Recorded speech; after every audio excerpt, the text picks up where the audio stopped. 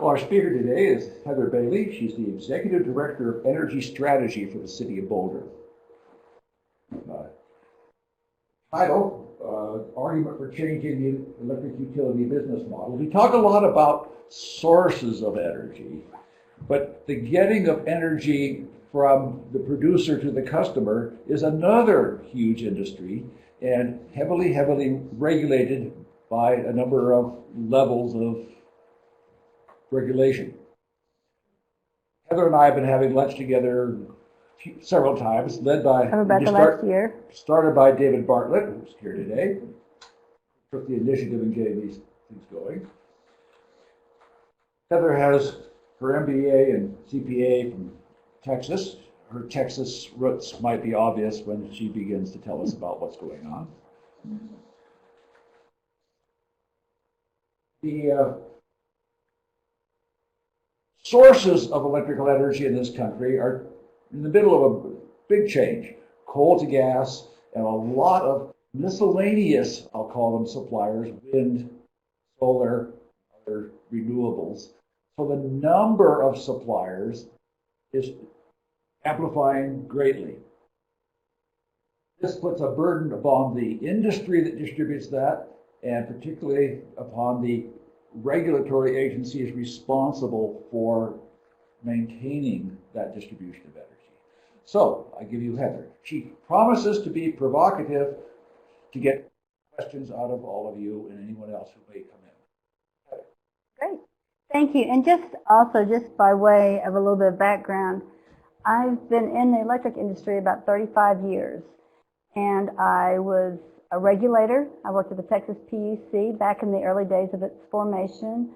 I actually retired from the electric utility, and then I was a consultant for 6 years prior to coming to Boulder. So I've gotten to see the industry from all sides, and I've seen some dramatic changes which have helped formulate my perspective on the industry, and you'll probably see some of that reflected in the presentation. So the argument for changing the electric utility business model. First of all, I want to ask the audience, because I don't want to repeat things that you may already know, how many of you all are familiar with the discussion around the changing utility business model? Okay, good. A few of you. Well, good. Then that means I have an opportunity to really provoke some questions from those of y'all that aren't familiar with it. So first of all, let's step back in time. The history of the electric utility industry is where I'll start. And I'll talk about where we are today, the things that need to change and what's driving that change. And that's probably the most important thing to understand as we look at this going to the future. And then I'll talk about a few examples of what's happening in the country where that utility of the future is actually starting to be born. And so it's a really exciting time, and then we'll conclude with questions or any other comments. So the history. Electric utilities in this country were formed as natural monopolies. And there's a very good reason for that. Over 100 years ago, when Edison invented the light bulb, and by the way, yesterday was the anniversary of the light bulb, which is kind of exciting, at least the first workable light bulb. So that was an exciting milestone. When utilities were first formed, it was recognized that they would be very capital intensive, that it would take a significant investment by companies to build the infrastructure and supply the service of electricity. So there had to be an incentive to make companies want to do that, to serve cities and communities. And so that's why utilities were formed as monopolies. Over time, because of the significant capital investments in power plants, transmission lines, distribution systems, meters, etc., they continue to be natural monopolies. Their investment in generation, which typically has been what we call central station, large scale, created economies of scale. So having a big power plant that could serve hundreds of thousands of folks really made a lot of sense. They were very expensive, though. And so the barriers to entry into the electric industry became very high. As a result, regulation became a very important piece of the equation to balance the natural monopoly, the high barriers to entry, and the need to provide affordable service. Because, as we all know, especially today, electricity is fundamental to our lives for health, safety, business, vitality. It's everything that we do. And having a robust electric system was critical. And going back to that, the utility companies primarily, you'll hear the discussion between investor-owned and public power. Well, investor-owned utilities, which serve the largest loads in our country, primarily formed in large, what we call load centers, or cities, places where there's a high population concentration or industry. Now, public power, electric co-ops, and municipally owned utilities typically formed in areas where there was low density of population, and the economics were not quite as good to put in electrical systems. So you had electric co-ops, which are owned by their members, or community-owned utilities that stepped in and provided the electric infrastructure where perhaps an investor-owned utility didn't find the economics to do that. So they both evolved about the same time. Now, getting back to the regulation piece, the regulation piece is really around trying to ensure that the right infrastructure is put in place and that the costs were reasonable. And so while we had these natural monopolies, we had to ensure that they could provide electricity at a reasonable cost.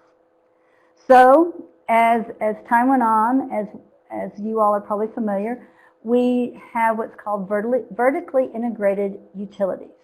And a vertically integrated electric utility just means that you have one company that provides every aspect of your electric service, from reading the meters and generating the bills, to building the lines that go to your house, to building the large power lines that go from the power plants to your distribution lines, and building and owning the generation.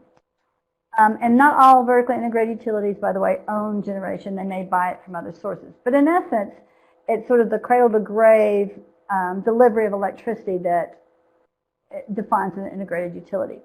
And that's the traditional model. That's what we have today in Boulder with Xcel Energy. Again, I mentioned that they get what's called a certificate of public convenience necessity, and that gives them the legal right to be the monopoly electric provider in a service area. And that was done all over the country. So all the different utilities were, in essence, licensed to serve in a geographic area, and that's what they got. And in order to protect that, the Public Utility Commission, again, licensed them, but also monitored the investments they made and the rates that they charged. So that's the traditional model. How many of y'all know how long that's been in place? Very close. About 100 years, so between the two of y'all, yes. So this is a business model, and probably one of the only ones of its kind that survived 100 years. Does anyone else know any other industry that's had the same business model for 100 years?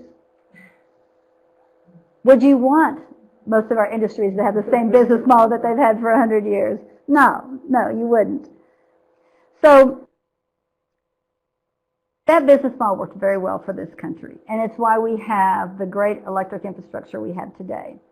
And it helped support the country, increase the growth of industry. It was a huge economic development tool for rural communities. Where I come from in Texas, a large part of it would never have been developed if, for example, LBJ hadn't formed the rural electric co-ops out there in the hill country that brought electricity and hence business to those communities. Now, it's some of the fastest growing part of the country, but electricity was a very significant piece of our country's industrial development.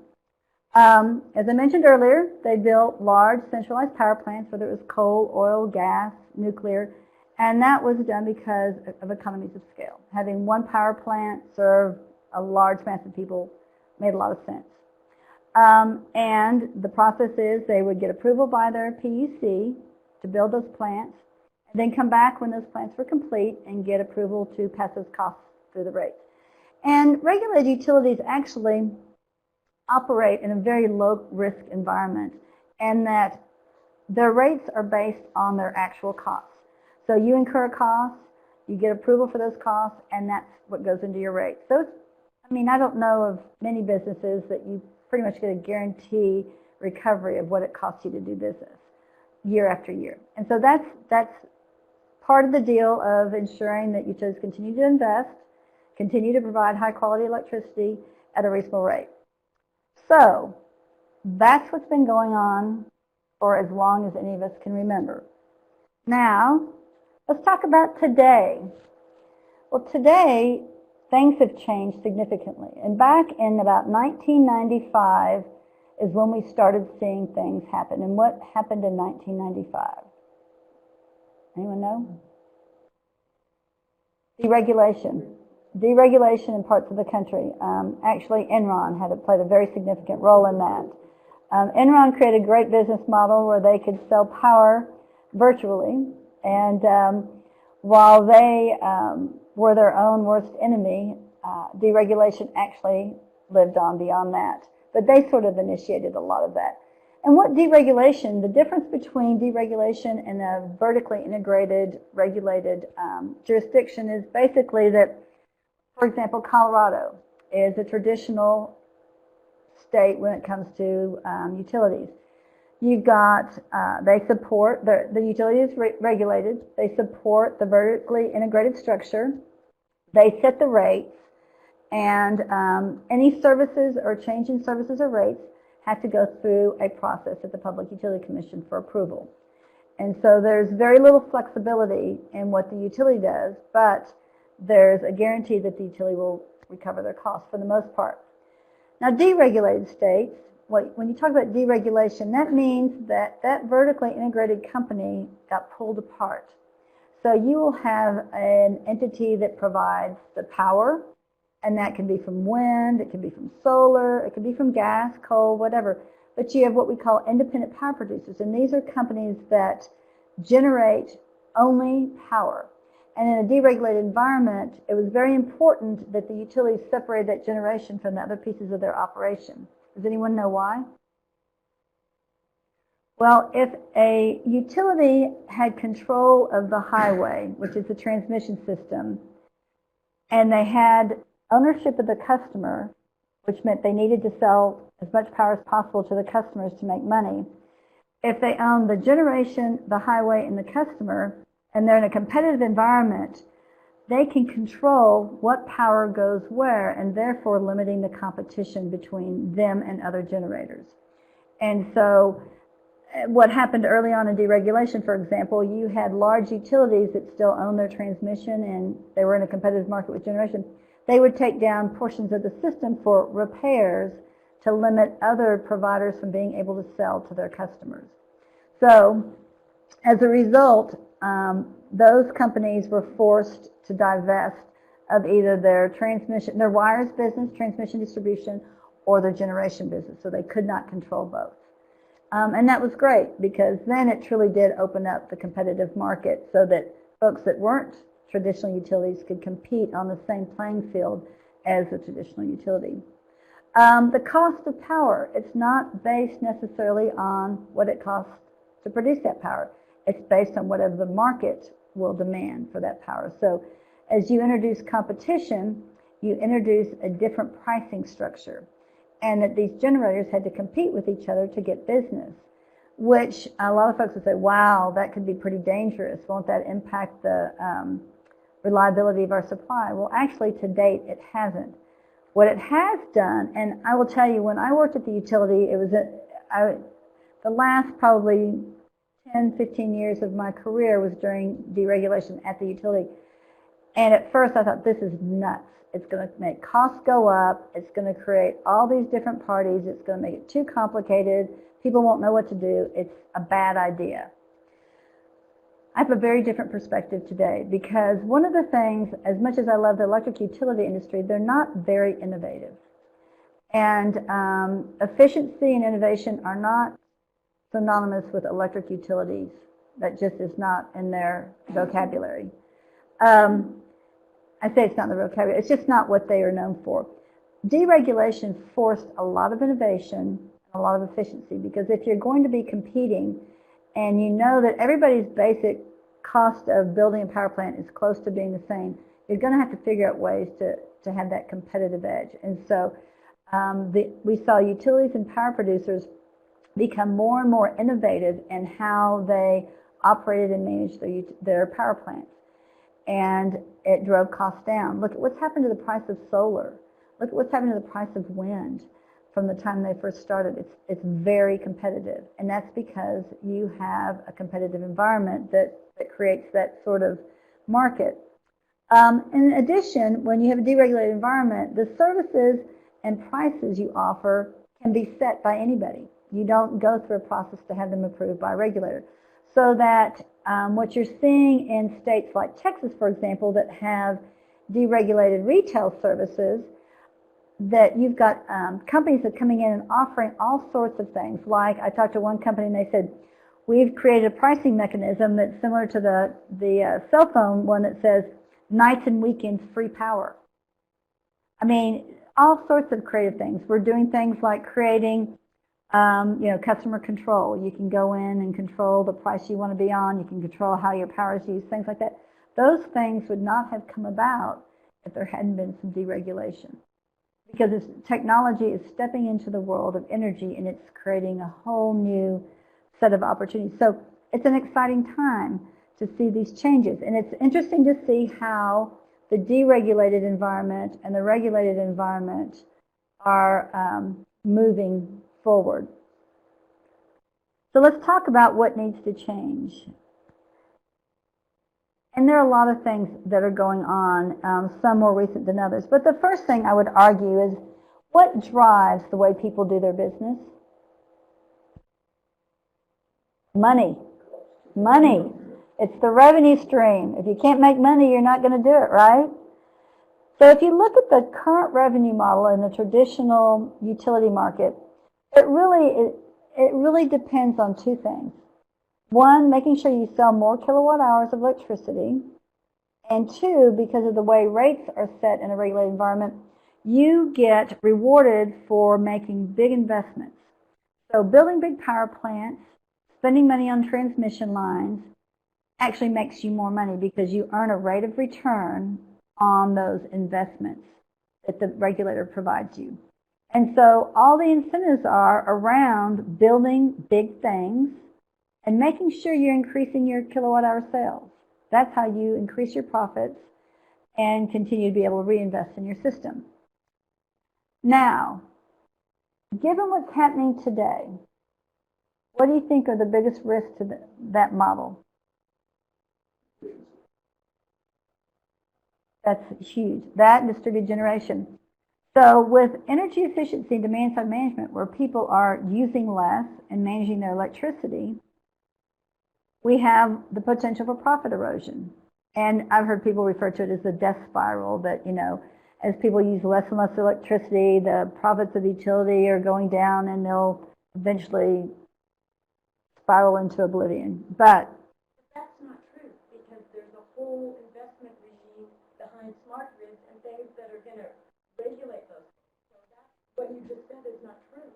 Well, it is better revenue to have better efficiency and more ways to create that efficiency. And Lynn, that's a great point. Now, your points are absolutely right. However, that assumes things change. If you continue to depend, if your revenue projections depend on the fact you're going to sell more kilowatt hours of electricity, and if they continue to depend on you building power plants or transmission lines, then yes, you have the potential for significant profit erosion if the public, technology, things like that, have a stronger voice. And so I'll talk about that. And Lynn really does bring up the gist of this. What we have are changing demographics and needs of the public. What I mean by changing demographics is that we have folks that are very concerned about their electric use. They want to have control over how much they use, when they use it, how they use it, the services they take advantage of. I mean, that's the nature of our country today, is we want to have choices and we want to have control over those choices. The traditional model doesn't necessarily facilitate choices or control over those choices. It's the traditional utility model is very paternalistic, and that utilities typically said, I know what's best for you and I'm going to take care of you, but do what I say, I'll provide you what you need. That doesn't really play today in today's society, because folks are getting better educated on what options are out there. Technology plays a significant role in what we do. Across the country's facing different challenges, and I'll give some examples in a minute, but we have parts of the country that have very expensive power under that model, and they are getting to where they can't afford it. In fact, I talked to a community here in Colorado that the price of power is actually driving industry out of their community. And so in order to revitalize the community, they've got to look at some different changes. You've got young people who are very technology savvy and very much care about what happens to the environment. And so the needs and the desires of folks are changing. So deregulation and competition, while it's not across the entire U.S., it's in a significant portion of the country, and it's influencing the way things are done. So that you have some of the large traditional utilities that serve both regulated and deregulated states, and people are seeing the opportunities in both environments, and so that's driving a lot of the changes. Technology, as I mentioned, technology and public pressure, I would say, are going to be the biggest change agents. Technology is allowing us to do so many things. Our smartphones basically run our lives. And who would have thought 20 years ago that your telephone would be the device by which you work, communicate, research, everything you do. I mean, things I never thought I could do, I can do on my phone now. I predict that in the electric industry, you're going to see that same transformation. And what you need to watch are entities like Google, Microsoft, and some of the high-tech companies. They are developing, you look at Tesla, they're going to do amazing things for battery storage. So what we're seeing is non-utility-based companies implement technologies that will change the way we use and receive electricity. And so if we don't see the traditional utilities start to change, I predict that we may not see, in 20 years, we will have very different utility providers, electric providers. We may have some of the traditional ones. They won't go away completely.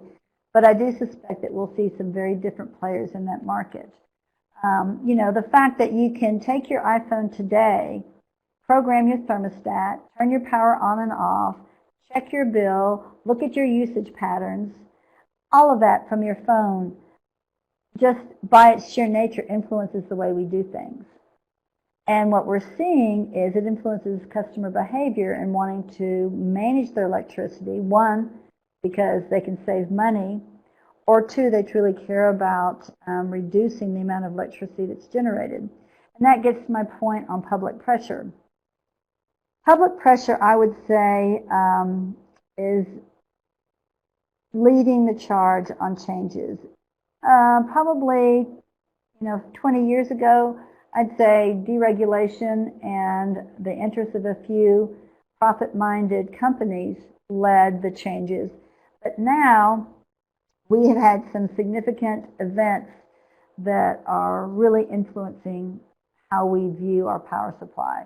Climate change and emissions reductions are huge pressures across the country. Our public policy, our national policy, all of that is looking at how we can reduce use, we can localize our generation. Distributed generation is huge because distributed generation, people naturally think of solar, waste to heat, things that are more efficient. And also, the closer the generation is the source to the use, that means you avoid things like transmission lines, distribution lines, which by their nature create things like line loss, which are power is lost through the system just because you're transporting it over long distances.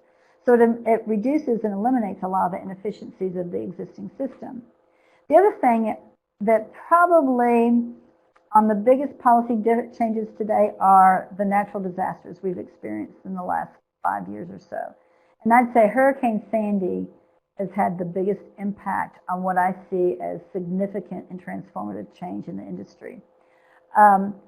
We have adverse events that are increasing in frequency and in the significant damage that they're doing. I mean, Sandy just was huge. I mean, we had Katrina, and for whatever reasons, Katrina did not enlist the amount of response that Sandy did, but both of them were devastating to large portions of the country with respect to the infrastructure, the business, people, things like that. And so what we're learning, and look at Boulder. I've been here a little over 2 years. I've experienced the fires and the flood of record. I mean, who would have thought in 2 years you'd go from one extreme to the other and what it does to the infrastructure? So what we're hearing from the public and from governments is the need for resilience. And resilience is different from sustainability in the fact that resilience is how quickly you can come back from a significant event, whether it's your infrastructure, whether it's your social services, whether it's your businesses, whatever. Resilience has become probably the top of the list when it comes to priorities in many states and at the national level. I know when we've been to Washington and visited with the Department of Energy, they have a strong focus on resilience and the need to support communities creating resilient communities. So what does that mean?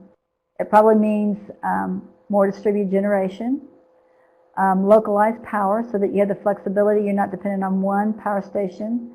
It has the need for different choices in ways in which we get power. And so some of the things that have come up as we've talked to people over time, again, what needs to change, when you get to public policy,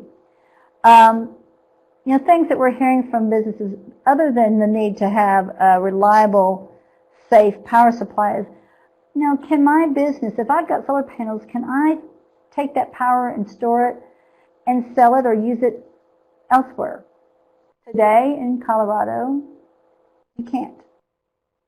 Can I generate and own energy and sell or donate it, say, to my child's school? Today you can't. How do I choose a rate that works best for me? Well, you don't get to choose your rate. You don't have those options here in Colorado. You do in other places. How can the utility help customers on low or fixed incomes? We've got some programs today that do that. But if you look at some of the things that are happening in other communities that are very creative, it's really, really neat. Things like on-bill financing, where you have discounted distributed generation resources. I mean, there's lots of really cool things going on in other parts of the country. Will the utility help me finance my new efficient windows or solar on my rooftop? Well, today, no. Can't do that. And again, can I charge my electric vehicle with solar? You can if you have a charging station and solar panels on your rooftop, but typically around town, you don't do that. And there are other communities that have that. And so these are just kind of the nice-to-haves. A lot of us think of those as nice-to-haves, but those are choices, and those are services, and those are things that the public are beginning to demand. And these are just the real simple, straightforward ones. The complexity when you get into the industrial sector is even greater. I mean, you have large industrial consumers that want the ability to control not only when they use power, the pricing, but the quality of the power. And what I mean by that is the power that we typically get at our house is high quality, but every now and then you'll have a little blip and you come home and your digital clocks are flashing. Well, we have companies in Boulder like Ball Aerospace, IBM, and some others that cannot afford to have that little blip because they might be in the middle of a significant test or running a large data center, that can just shut everything down or cause them millions of dollars to have to start a process over. So they're doing things to provide backup or, devices that ensure that they don't get those blips, and they're paying for those themselves. So there's a lot of things out there that are, in the days of just a basic monopoly that delivered electricity and we all, didn't think about it. Today we're thinking about it. The environment is huge. It's on everybody's mind. And what's the source of my power? How's it being generated? That's huge. And all of those things are sort of the snowball that's beginning to grow and grow and grow that's driving change in the industry. So some examples of where that initiative has really reached a critical mass. Hawaii. Hawaii is a beautiful country, but they have significant problems with their electricity. They basically have to ship in diesel to power their power plants. It's very expensive. The price of power is probably, it's the highest in the country, and it's significant. It is a huge expenditure. And so the folks of Hawaii are saying, look, I need an alternative. And what they began to do is purchase solar, rooftop solar, but I think what the utility didn't expect is how quickly it would expand and grow. And they have the highest concentration of solar anywhere in the country. And it's an economic driver that's doing that.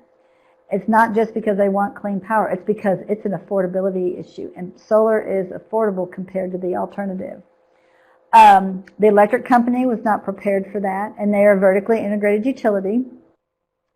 They wanted to stop and slow down the spread of solar in Hawaii, but the regulators stepped in and are working with the Hawaiian utility, the community, the solar industry, to try to come up with a solution that, one, helps support the growth of distributed generation, therefore lowering the cost of power, but doesn't put the utility out of business. So they're having to rethink that business model. And this is the first place where it's really been big. How about nuclear power? I would have thought that there'd be, just as in Japan, there'd be a few nuclear power plants in Hawaii where they don't have to worry about the cost. Well, I think if you look at the cost of nuclear compared to the cost of solar on Hawaii. Oh, no, you're looking at it today. Right. I would say historically, as we all know, Japan has many nuclear power plants, right, most of which are not working. Right. But I would have thought Hawaii would think very much the way Japan did in, say, 1960. But it didn't, evidently. No nuclear power in Hawaii? And there may be two reasons for that. Well, the first reason I can think of is they don't have the kind of industry and population to support a nuclear plant. Because at that time, nuclear plants were 1,000 megawatts or more. I mean, they're huge. You didn't have the small or modular type facilities you had today. And so you have to have a critical mass that would support that kind of investment. And Tim, you probably have your own thoughts on that, so I can see you. Why don't you speak up? Well, the reason Japan has so much nuclear is mostly political. After the Second World War, the U.S. It was U.S. policy to put nuclear power in Japan, and Westinghouse and General Electric had an enormous influence over Japanese industry. And it's more of a sort of like a fuel system there, and that's why they went nuclear. You're saying Japan is more the anomaly than Hawaii. Hawaii is more the norm of what an institution or energy would do on its own. Yeah, the costs are so much higher, but the cost didn't matter in Japan. It was more the U.S. the political relationship between the U.S. Industry and the Japanese industry after the Second World War. And today, cost is the driver for the change in the utility business model. The people of Hawaii are demanding a change. The Public Utility Commission is stepping in to facilitate some resolution between the electric company and what the needs of the public are. One of the things the Utility Regulatory Commission of Hawaii is they've got the Utility of the Future Blueprint, where they're looking to phase out the old style generation. They're looking at increasing the need and support of building what are called microgrids, which are many grids, poles and wires that serve a smaller area but allow, say, for a city block You can have everybody on the city block connected up to this smaller grid and sharing one small generation source. And in Hurricane Sandy, microgrids came out of Hurricane Sandy as sort of the big solution. I don't know if they're the big solution, but they're part of the solution. And resilience, yes, because one area of New York City never lost power. What they found is that area had their own microgrid where they could disconnect from the big grid or connect as needed, but they also had generation. And so they had their own generation and their own grid. So when poles and wires were damaged on the bigger grid, they had their own one connected to a small generator that powered that area of New York, and they never lost power. Well, anything in New York City is high density. In that particular area, they had, I think they had some industry and residential. And so I don't know what drove them to do that, but it was a really smart move, and it was actually a very efficient move. And that's a learning that came out of Hurricane Sandy is maybe we do need to do things different. Maybe smaller is better as we go forward and look at resilience. So Hawaii's got a very unique challenge that economics are a huge part of it. And also Hawaii has a huge commitment to climate change. I mean, if you live on an island, you're probably at risk more than anyone else as the tides rise. If you believe in climate change and really think it's impacting sea level, they're going to be the first to see it. New York. New York is probably the most radical of the states that's looking at creating the utility of the future. And their issue is all about resilience. It is Hurricane Sandy was a big wake-up call. And so the governor has led the charge to say, okay, we need a new model. This is not working. The utility that we had, the utility model, the standard integrated utility, was not, did not work well in this disaster. We need to do something different. And so he has a special commission made up of stakeholders, utilities, regulators come together and develop what they call the proposal in the Reforming the Energy Vision proceeding is what they had. And so theirs is the Reforming the Energy Vision is what they call the utility of the future. And there's a lot of stuff out on it, but this is a quote, and I thought this is pretty much sums it up. It says, the REV is what they call it, Reforming the Energy Vision, is a response to a convergence of trends presenting severe challenges that make business as usual unsustainable. I mean, to me, that sums up where the electric industry is today. If you don't make these changes, it's not sustainable for the public well-being, and it's not sustainable for the businesses. So they are working to really, on a case-by-case basis, work with the utilities to, one, incentivize distributed generation, the investment in a different type of utility infrastructure like microgrids, trying to discourage the building of large transmission lines, localizing their power, and building a highly resilient electric system. New York, as you know, is a huge economic hub for this country. And when those companies, the New York Stock Exchange, the banks, et cetera, lose power, it is millions, if not billions of dollars in economic loss. And so they can't afford to have this happen again. So it is actually, this change is being driven from the top when it comes to the state of New York. And it's really interesting to watch how they're doing it. Are they deregulated? Parts of it are. I mean, they've got regulated utilities, but they also compete in what's called PJM, which is an open market. You've got competitive power. So they've got a mix. Two other states that you hear a lot about as far as creating the utility of the future are Maryland, and they've got the Empower Maryland plan, and it's where they brought the investor-owned utilities and the regulator together, again, led from the governor's office, saying we've got to change the way utilities do business in the state. It's not working. And so let's look at what kind of model will get us to where we want to be and keep the utilities financially viable. And then California, y'all always hear about California. There's lots going on. They're a deregulated state, but they are taking it to the next level, and that they have put, from a policy perspective, set distributed generation, solar, and energy efficiency goals. And they want it to be competitive, and they want it facilitated. And you've got a lot of pushback happening from the integrated utilities that want, their concern is the loss of profit and customers moving to other service providers. So there's a lot happening. And I think in order for utilities to stay viable, they're going to have to look at the fact that, okay, your sales are going to decline. The way you invest your money is going to be different, so you can't depend on rates of return. So how do you restructure yourself to generate enough revenues to continue to invest in the electric infrastructure? So that's the challenge.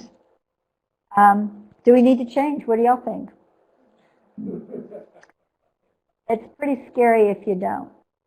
You know, and it's not even, if you don't believe in climate change, if you don't change, it's scary. Just because of the different things. One, people are going to go off grid, and we're seeing it everywhere.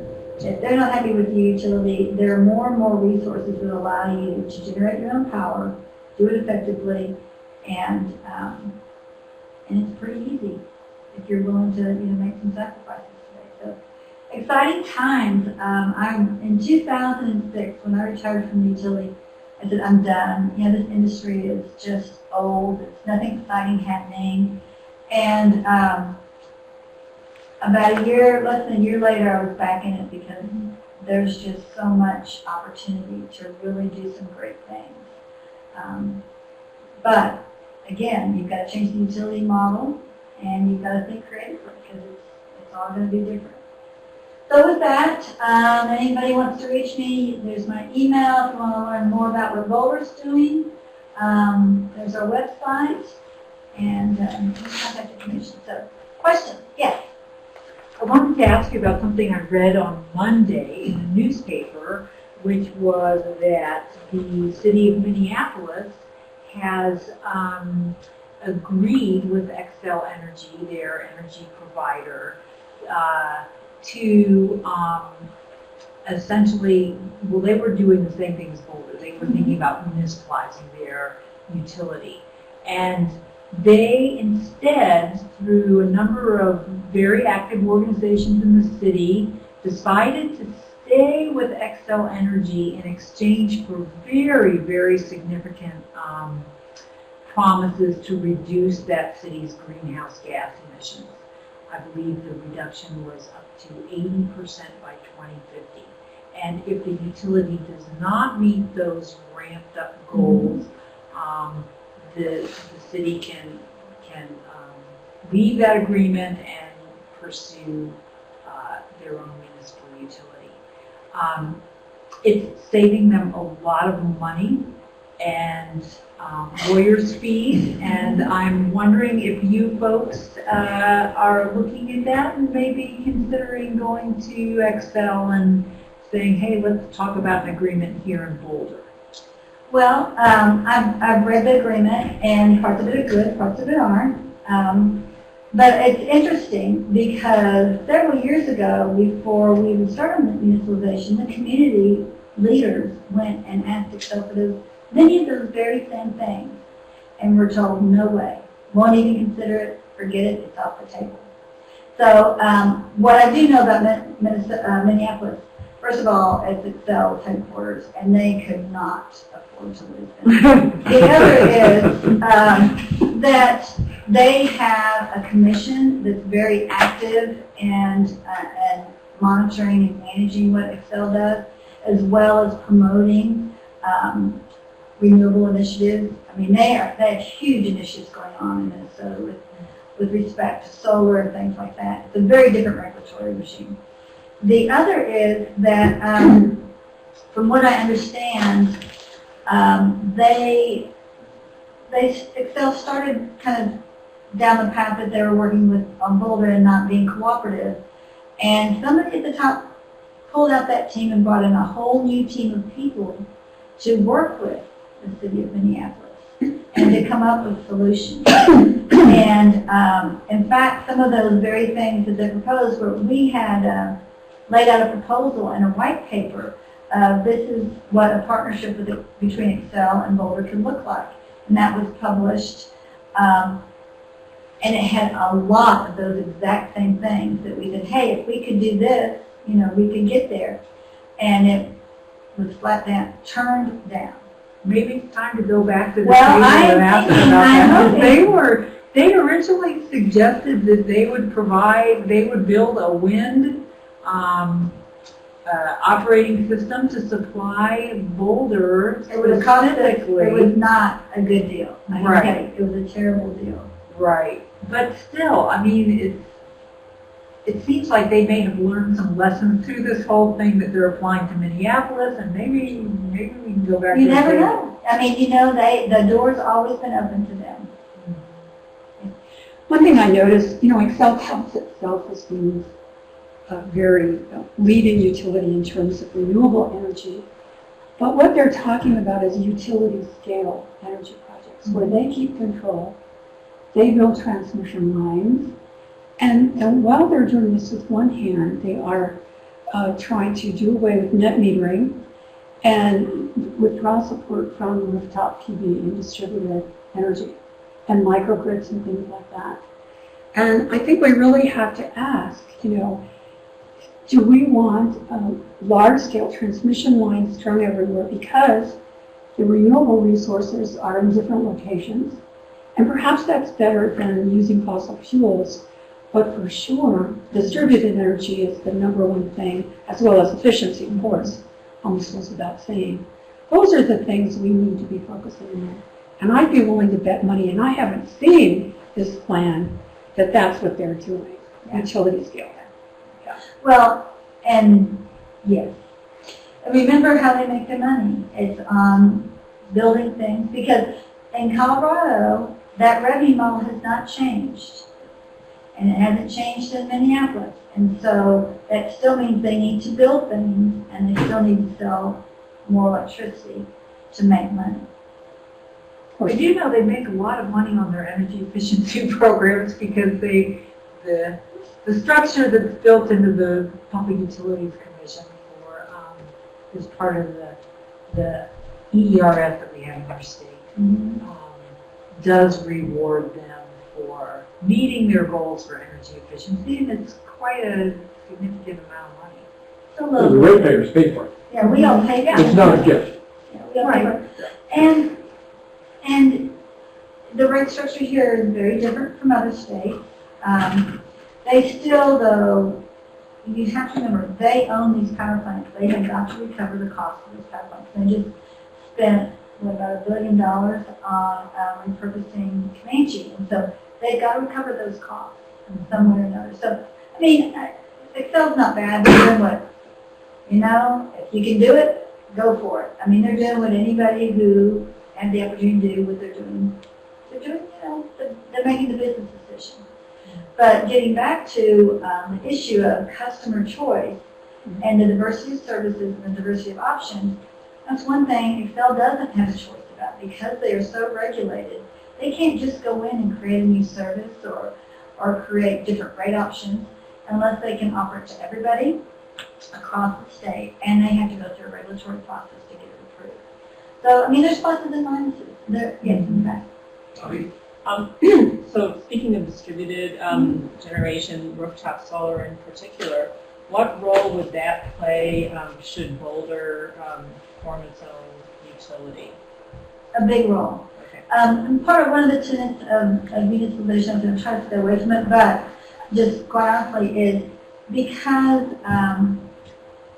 the city drives the policies, the community drives the policies, one of the tenets has been to increase distributed generation within Boulder, to start to reduce the amount of power that has to be imported into the city. And kind of what really hit home about that was the flood. I don't know, y'all probably don't know this, but during the flood, we lost power to Patapsco, the water treatment plant. And we had to, truck petroleum diesel up there. And we had to do it for quite a while. Now, I don't know, that wouldn't change, of course, right away, but today we are limited in the amount of distributed generation we can put in any of our facilities. And so our water and distributed plants have all this land and space that we can put solar, but we're limited to 120% of what we use. And, I think about the future where, in those places, when you have a lot of space, you can certainly put in a lot more than 120% of what those facilities might need.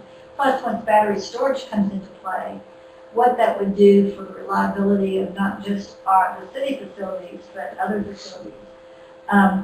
What that would do, though, to, say, Excel, is that would take that much power off the grid that they would not be able to sell or provide. And so there's a huge economic impact, especially when you talk about large facilities. People say, well, won't the city have that same issue? Well, no, because we don't own generation, number one. And number two, that means that that much less power the city would have to buy to supply the customers. So it's a big, distributed generation is huge for the city. But distributed generation really is intermittent generation, solar and wind mostly. Some of it, if it's combined heat and power, it's not. But then the way you average intermittencies is to have the biggest possible grid to average out the ups and downs. But then that goes back and defeats the purpose of That's not true. being distributed in the first place. It's a huge mixture. On the problem. old model, that's true. If you, and I'll use Texas. Texas has more wind than anywhere else in the country. They've got, like 13,000 megawatts. And so the big issue when wind first came on, it was all concentrated in one place in West Texas because that's where the best wind was. Because there's so much wind there, it's been studied and it's been managed for so long, what we've found is that geographically spreading it out was very important because in Texas, and Texas is unique in many disrespects, but not always, is that the wind is blowing somewhere in Texas. So you can get wind generation pretty much 24 hours a day.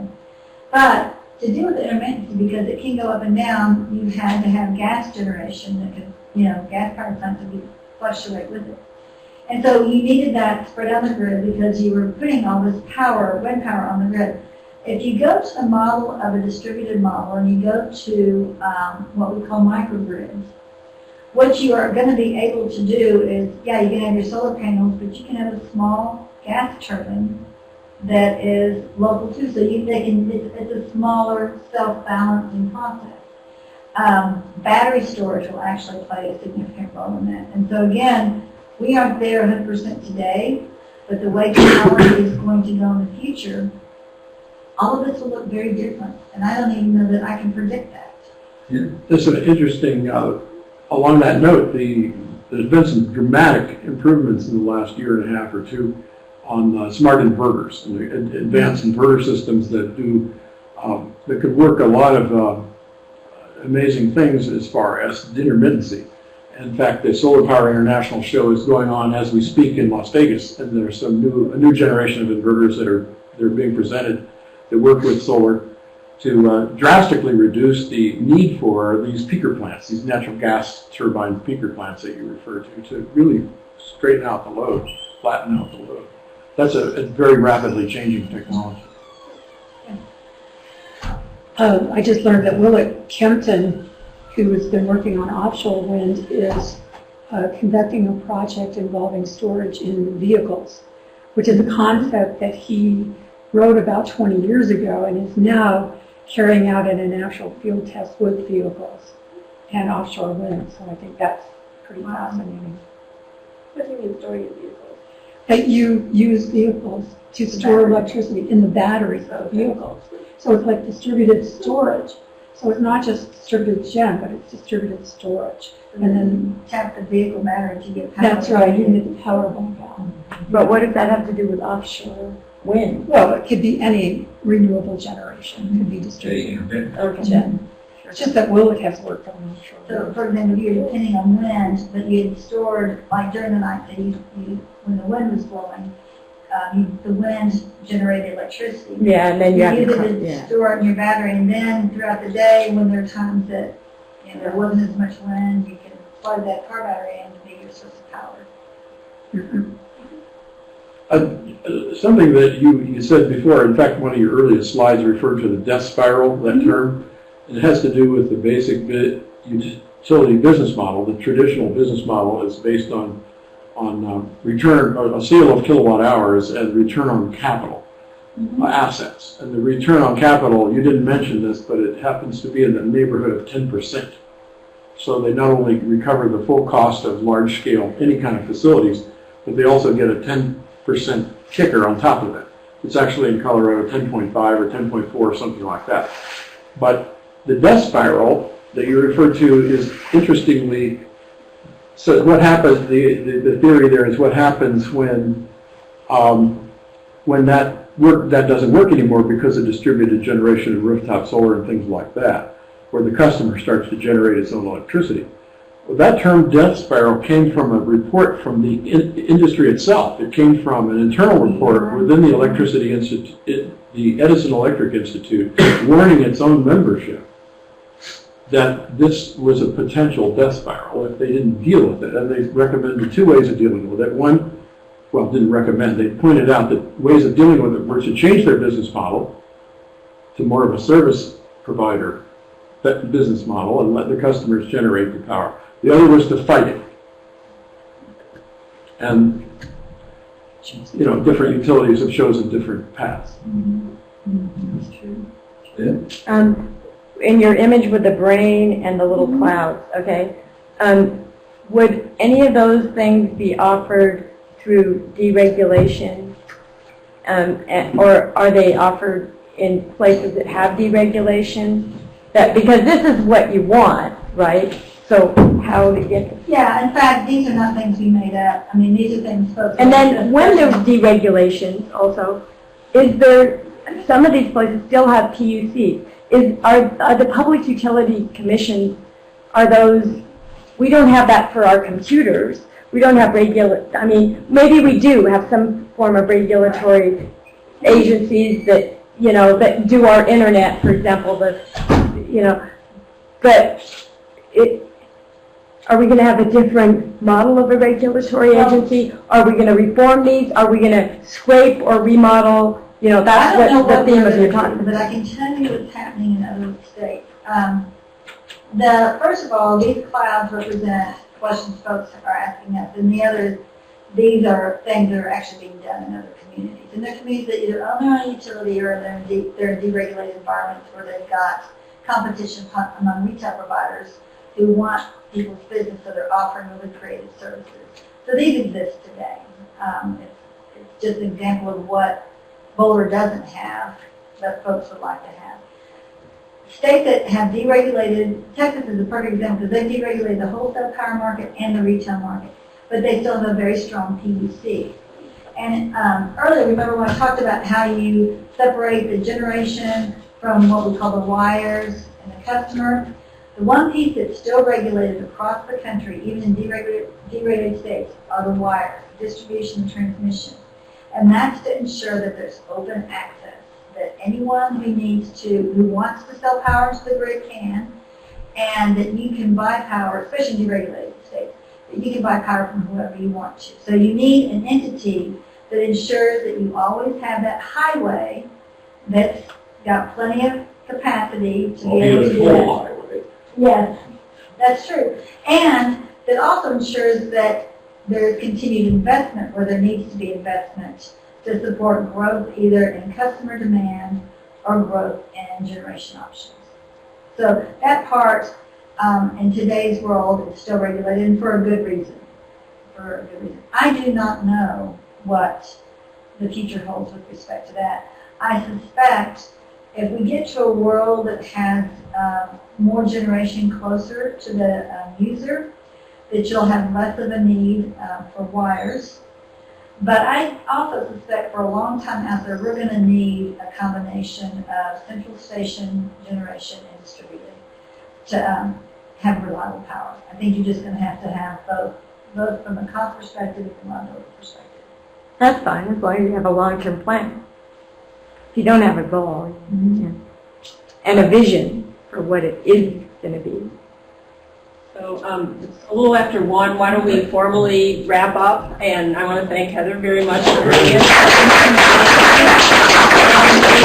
You're all free. Welcome to stick around as long as Heather is available.